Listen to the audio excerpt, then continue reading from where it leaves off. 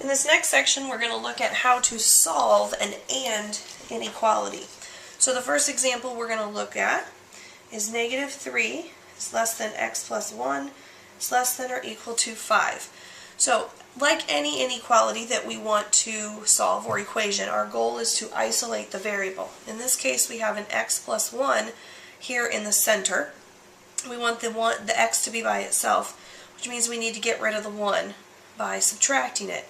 But in this one, because there's not just two sides of an inequality or an equation, we've actually got 3 parts. So we need to subtract the 1 from all 3 parts, which gives us negative 4 is less than x is less than or equal to 4.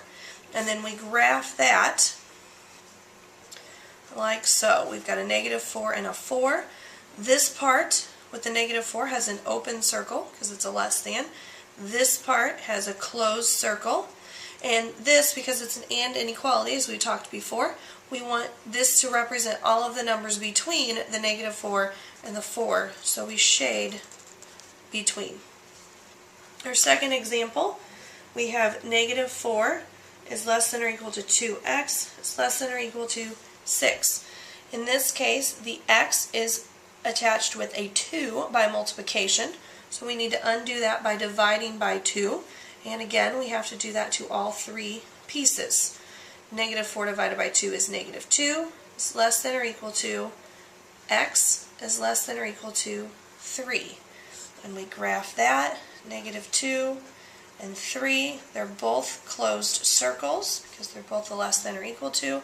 And we want the numbers in between. So our graph looks like that. Let's take a look at the third example. We have negative 5 is less than negative 5x is less than or equal to 20. So this one looks very much like our last one. We know we're going to need to divide, but what are we dividing by? We're dividing by negative 5, and we need to remember what happens when we divide by a negative in an inequality. We have to flip the sign. So negative 5 divided by negative 5 is a positive 1. Our sign, because we divided by negative, is going to flip. In the middle we have an x. Again, we're dividing by negative 5, so our sign flips, and we have a negative 4. Well, if you notice, this inequality looks different than these previous two. These two both had less than signs. This has greater than signs. Well, it's because the negative 4 is the smaller of these two numbers, and it needs to be on the left, just like we had in these two. So we need to flip the whole thing around to have a negative 4. We're pointing at the negative 4. The x, we're pointing at the x, and a 1. And then now we can graph that. We've got negative 4 and a 1, closed circle here, open circle because of the signs, and shade in between.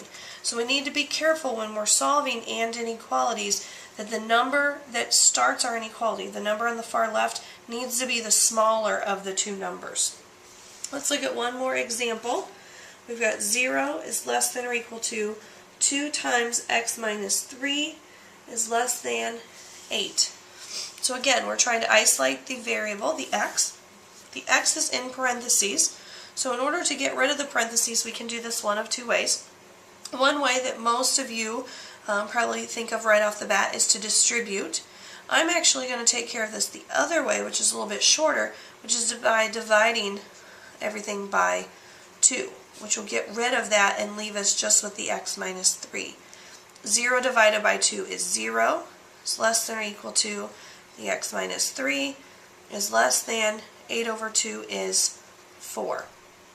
Now we need to add 3 to all 3 parts. And so we have a 3 is less than or equal to x is less than 7. And that is graphed. The 3, the 7.